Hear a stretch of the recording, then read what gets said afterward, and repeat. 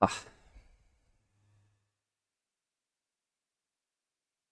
Unreal Engine.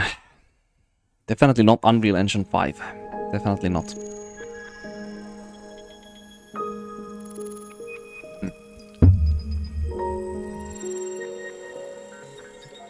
I wonder what Lies of P did to have the game run that well.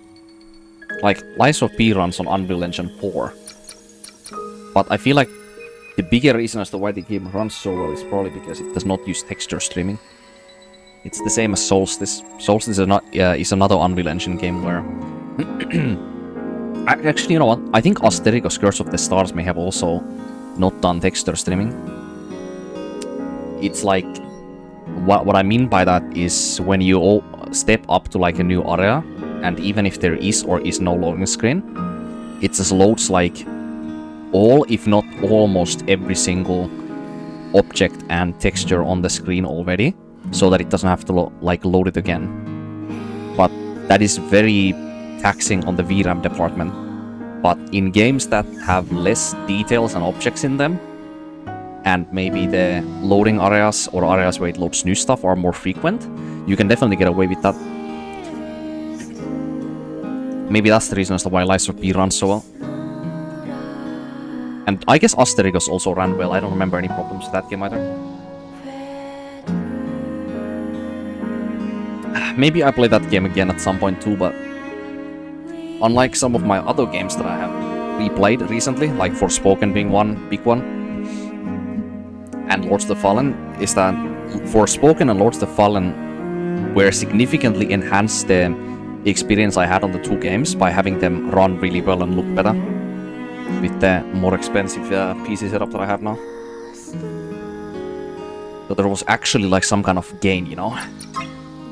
But with Astericos, the only thing that I would have with that game is maybe some forced HDR, like NVIDIA RTX HDR if it comes down to that. Or if the game has, then just use game's native HDR, but I don't know if the game has one, because obviously when I played the game last time, but then with the 3050 and like them as Elgato's like normal capture card, I would not be able to even like, you know, play on HDR, not to mention I even have a monitor that had HDR capability even, so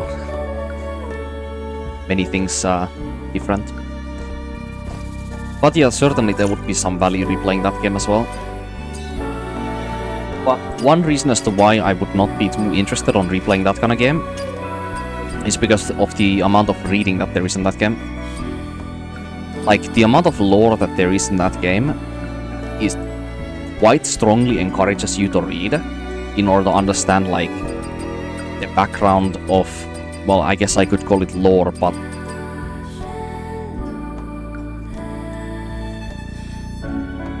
is it more lore or like setup? Like, what is the difference even between the two?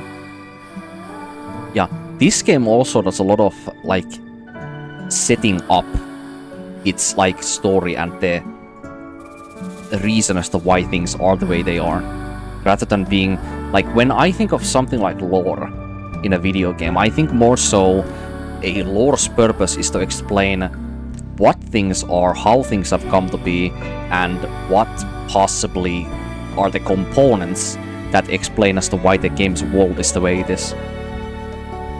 But I think there's some kind of differentiating factor between the kind of lore that, like, I would call like enriching on the existence of being in the game. Because that kind of lore I would, or background story, I would explain as something that is more, I guess, vehicular in its storytelling, where it like explains some strong details as to why something that is currently in the world that when you play the game or experience the game as, how that specific thing has become the way it is, kind of. It's less like grand in its like theme, kind of. It's more easy to like understand the concept rather than having to like imagine it, kind of. It's more practical, I guess you could say. And I feel like that I would want to say is like the big difference between something that I would consider like enriching storytelling that adds more detail to the story, and the kind of storytelling that is more so like setting up the background for where the story takes place in. And this game does a lot more of the latter, where it like explains the current story moments more with its storytelling, even the one that you read, and not like the background setup for where the game takes place in. Like that's the kind of storytelling that Asterigos tells a lot, as well as most other games that have a lot of like text to read. But Nier Automata is another one where there's a good combination of both the kind of setup lore as well as the kind of lore that explains why the things are the way they are. But I feel like in that game it is definitely a lot more like lore, like the first one, like in Asterigos, where like it explains concepts of what certain things are, and then you have to like combine them and make your own like conclusions on what you learn throughout the game. So the story is harder to understand in something like Nier Automata. But for people who are very enthusiastic about it, then they are able to get more out of the game than the people who don't take time to understand it. While in this game it's a lot more simplified. In this game it kind of feels like the storytelling is more... It's more like directive storytelling when it comes to its like even like reading contents. It's easier to understand even if you don't have all of the context. So it's like the content itself has more value in it, like intrinsically, rather than having the value become extrinsically from the reader more so. But I do understand that these concepts are definitely not something that is easily understood as the listener of what I just said. But regardless, I still want to say... You're here.